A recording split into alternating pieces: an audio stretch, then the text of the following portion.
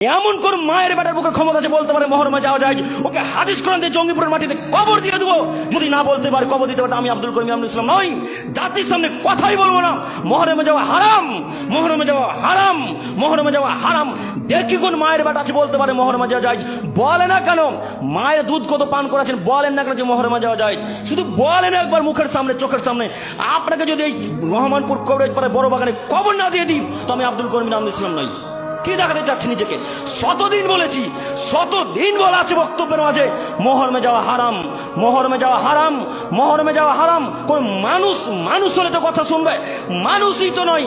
আল্লাহ সুবহানাহু ওয়া তাআলার বাণী বলছেন যে যারা বুঝেও বোঝে না, অন্তর আছে বোঝে না, দেখেও দেখে না, চক্ষু আছে দেখে না, শুনেও শোনে না, কান আছে শোনে না, উলাইকা কাল আনআম, তারা পশু প্রাণীর মতো, তারা গরু ছাগলের মতো, তারা কুকুর শিকারের মতো, তারা শুয়ারের মতো, বালহুম আজাল, তার চেয়েও খারাপ। বলেন আল্লাহর থেকে কি খারাপ করে বলবে? আল্লাহর থেকে কি খারাপ করে বলবে? আল্লাহ আপনাকে উদ্দেশ্য করে বলছে, যারা শুনেও শোনে না, যারা বক্তব্য শুনেছে মহরমে যাওয়া হারাম, তারপরেও যারা মহরমে গেছে, তারা শুকরের থেকে খারাপ, তারা কুকুরের থেকে খারাপ, তারা গরু ছাগলের থেকে খারাপ। এমন কোন মায়ের বেটা পৃথিবীর বুকে জন্মগ্রহণ করেনি যে বলতে পারে মহরমে যাওয়া যায়? এমন কোন মায়ের বেটা পৃথিবীর বুকে জন্মগ্রহণ করেনি যে বলতে পারে মহরমে যাওয়া যায়?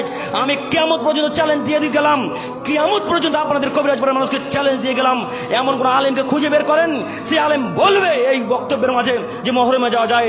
যদি বলে দিতে পারে, সেদিন থেকে তারা আমি সারা জীবন গোলামি করব, সেদিন থেকে সারা জীবন তার গোলামি করব, সেদিন থেকে সারা জীবন তার গোলামি করব।